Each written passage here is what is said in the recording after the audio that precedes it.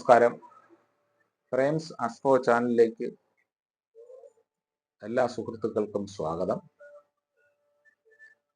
നമ്മൾ കഴിഞ്ഞ എപ്പിസോഡിൽ നോക്കിയത് എന്തിനാണ് ഒരു വർഷം വരെ അസ്ഥികൾ സൂക്ഷിച്ചു വച്ചേക്കുന്നത് എന്നാണ്.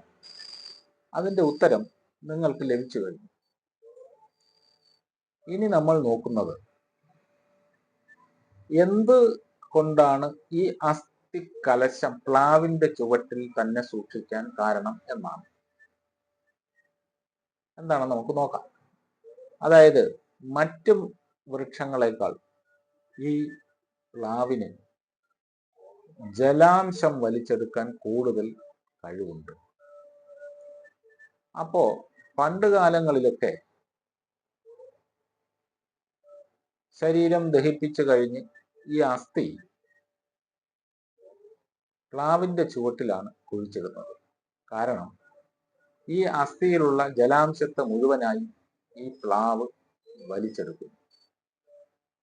ക്രമേണ അതായത് ആ അസ്ഥി ഭസ്മരൂപത്തിലാവുകയും ചെയ്യുന്നു.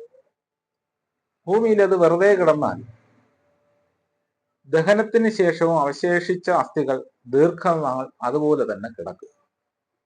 അപ്പൊ അത് വരാതിരിക്കുവാൻ വേണ്ടിയിട്ടാണ് പണ്ട് കാലങ്ങളിൽ അസ്ഥികൾ കലശത്തിലാക്കാതെ തന്നെ പ്ലാവിന്റെ ചുവട്ടിൽ കുഴിച്ചിട്ടിരുന്നത്.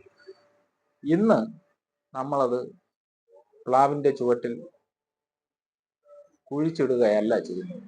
ഇന്ന് ആ അസ്ഥികൾ നമ്മൾ പെറുക്കിയെടുത്ത് ഒരു ഓർമ്മയ്ക്ക് വേണ്ടിയൊക്കെ നമ്മളത് പെറുക്കിയെടുത്ത് ബഹുമാന പുരസരം അതിനൊരു കുടത്തിലൊക്കെ ആക്കി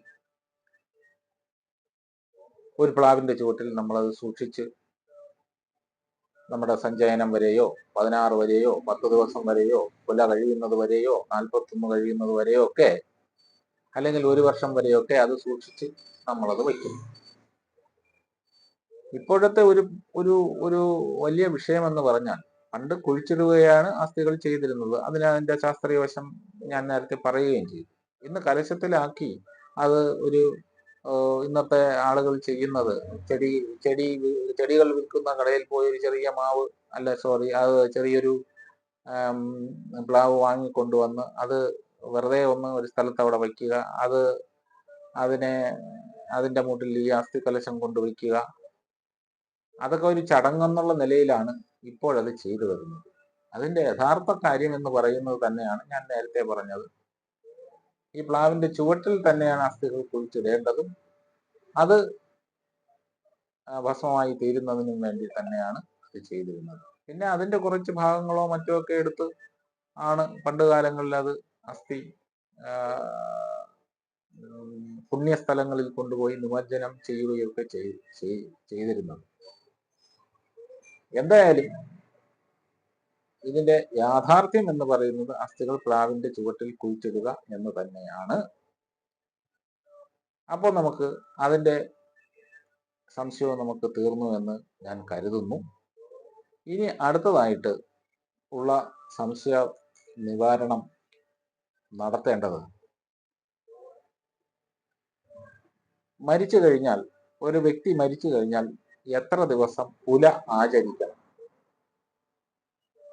എന്നതിനെ കുറിച്ചാണ് നമുക്ക് നോക്കേണ്ടത്. ഇതിന്റെ മറുപടി നമ്മൾ അടുത്ത എപ്പിസോഡിൽ പറയുന്നതാണ്. എല്ലാ സുഹൃത്തുക്കളും നമ്മുടെ ചാനൽ ലൈക്ക് ചെയ്യുക, സബ്സ്ക്രൈബ് ചെയ്യുക, സഹായിക്കുക. നന്ദി, നമസ്കാരം.